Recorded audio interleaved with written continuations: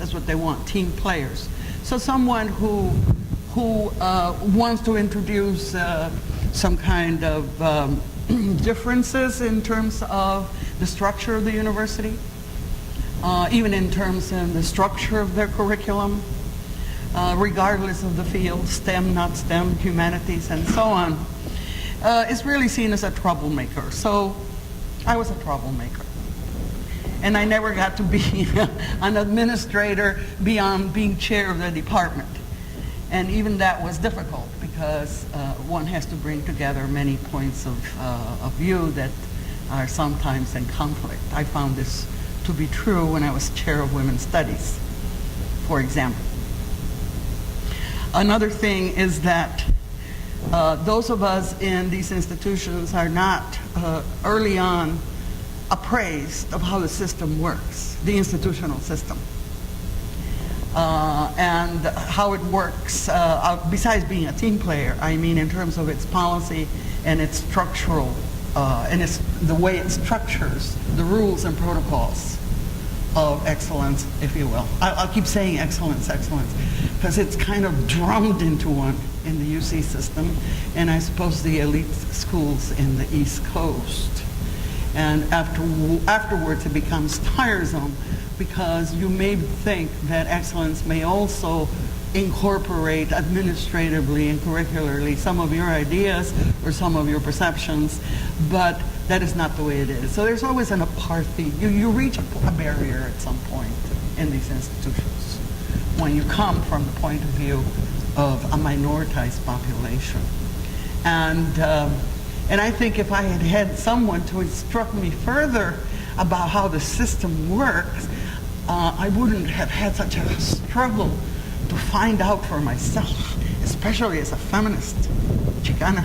Oh my gosh, finding out how the system works. And then at some point you find out how the system works and you wonder if you want to be in that system, because the only way you can be in that system is at the margins, as a ghetto. And that was my learning about the system at UC Berkeley in brief terms. I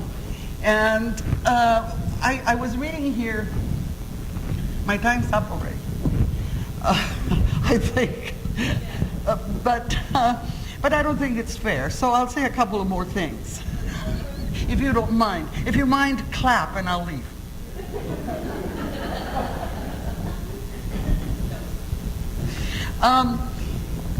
I think we should, with all due respect, I think we should be educating our children for PhDs.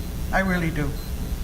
The structure and stratification of this society is not going to change a great deal in the lifetime of our kids going through the system right now. And without a PhD, I don't know what they're going to do with a BA in science STEM. I really don't, except being some lab assistant somewhere. Without a PhD, they're not going to be able to do research and explore their most creative possibilities. And we must encourage their creativity at all times. And creativity means you take risks. So I agree with that point of view.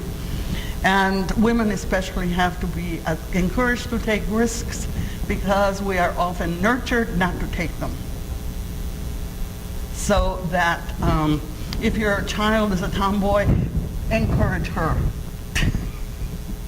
That's what Elvia was telling us in some sense, right? She was not discouraged from being an adventurer in the creek or wherever. And I fear for us, because the temper of the times is worse than ever. When I went to the university, things were made easy for me because there were loans available to us, encouragement and all this sort of thing. Today, one has to struggle for all of that. And the temper of Arizona is the temper of the nation at this point, I believe, because 2/3 of the population in the United States is white, and they want to make sure they maintain an absolute majority in numerical terms. it is going to be very difficult for them to maintain that majority. I don't think they will, if the projections are that they won't, but they're doing everything possible to derail us at this point in time.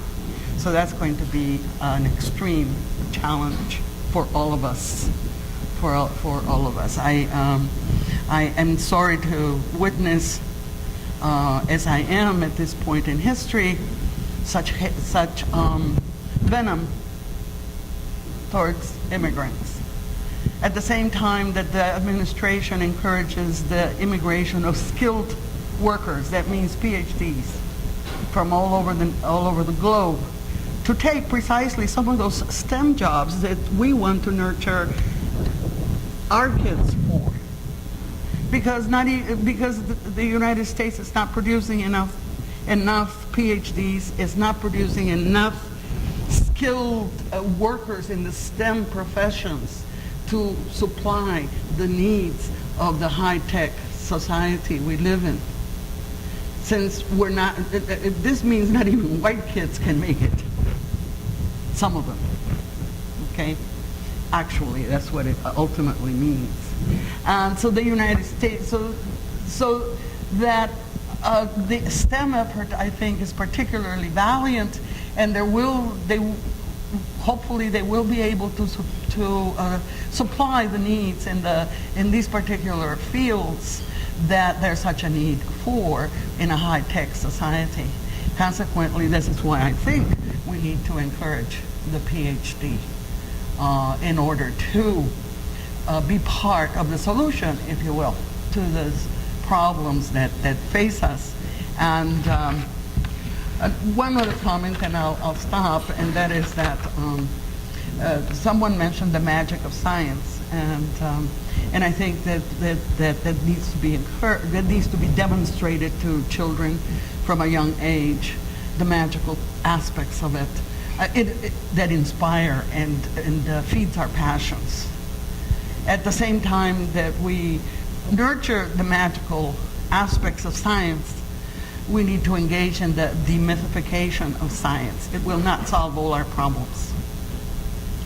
Not one single bit. Science will not help us solve the problem of Arizona and the rest of the 10 states that are currently on their way to copycat, if they possibly can. And science will not help us do that. So we need demythification of it. We think science will solve all our problems. At the same time, we need to emphasize the magic of it in their most positive aspects, not their lethal, destructive weaponry aspect. And so I'm sure you're all hungry, and I'll keep the rest of my comments to myself. Thank you.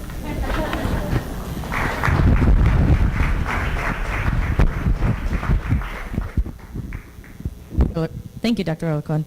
So we have lunch that's prepared in the back already. I'd like you to take like 10 minutes, stand up, stretch, move around.